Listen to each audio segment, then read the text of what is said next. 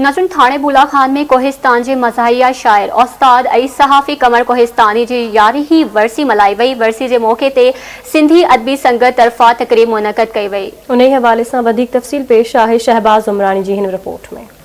सिंधी अदबी संगत शाख कोस्तान हेठ थाणो बुला खान की तरफा कोस्तान के मज़ाहिया शायर उस्ताद ऐं सहाफ़ी कमर कोस्तानी की 11वीं वरसी मल्हाई वई।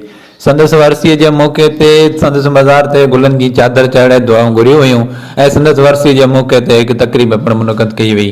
तकरीब में शायरन अदीबन लेखकन समेत मुख़्तलिफ़ मकतब फ़िक्र के माण्हुनि वॾे अंग में शिरकत कई कमर कोस्तानी के भेटा पेश कई।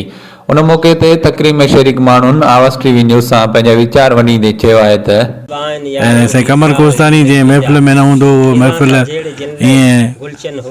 ईअं महसूस थींदी जंहिं महफ़िल में साईं कमर कोस्तानी पहुचंदो हुते टेक पकड़िजी वेंदा हुआ। कोस्तान में इनकलाबी शाइरी कई। हू कोस्तान जो माण्हू हो पर हू सॼी सिंध में शाइरी जे हवाले सां मशहूरु हो। साईं पाण सां गॾु सदाईं ख़ुशी वखरींदो, सॼनि प्यार वखरींदो, हर माण्हू जी कुर्ब वखरींदो।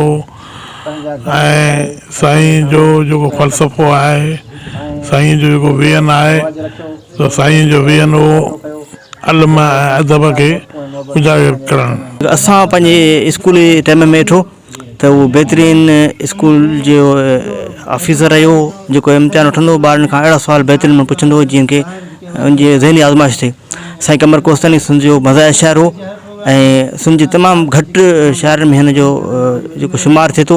हिन जी नसरी नज़म, हिन जी गज़ल, हिन जा मुख़्तलिफ़ चौसठा ये तमामु हिकिड़ो बहितरीन शाइरी ॾिसु ॾींदा हुआ।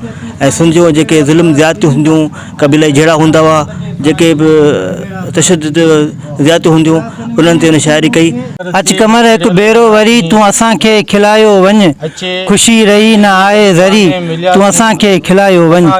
अंधी हुकूमत जो अंधो आहे निज़ाम, अंधी हुकूमत जो अंधो आहे निज़ाम, महांगाई जी बाहि आहे ॿरी तूं असांखे खिलायो वञ। अच कमर हिकु भेरो वरी तूं असांखे खिलायो वञ।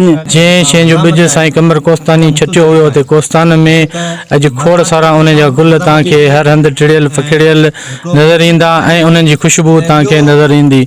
त साईं कमर कोस्तानी न सिर्फ़ु हिकिड़ो मज़ाहिया शाइर हुयो बल्कि उहो हिकिड़ो इनकलाबी जेको सो शाइर हुयो। इहो ई सबबु आहे जो अॼु ताईं साईं कमर कोस्तानी जूं उहे यादियूं उहे शाइरियूं असांजी ज़हननि में अॼु ताईं तरो ताज़ा आहिनि। हिननि चयो त कमर कोस्तानी सिंध जो बहितरीन शाइर हो जंहिं पंहिंजी शाइरी जे ज़रिए सिंध जे मसइलनि सिंध जे ॾुखनि दर्दनि जी ॻाल्हि कई ऐं मुख़्तलिफ़ इशुनि ते लिखियो।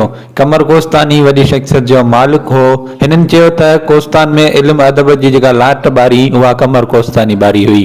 हिननि चयो त कमर कोस्तानी जो खाल कॾहिं बि भरिजी न सघंदो। कैमरामैन शिराज कास्कली सां गॾु शहबाज उमरानी, आवाज़ टीवी न्यूज़, थाणो बुला खान।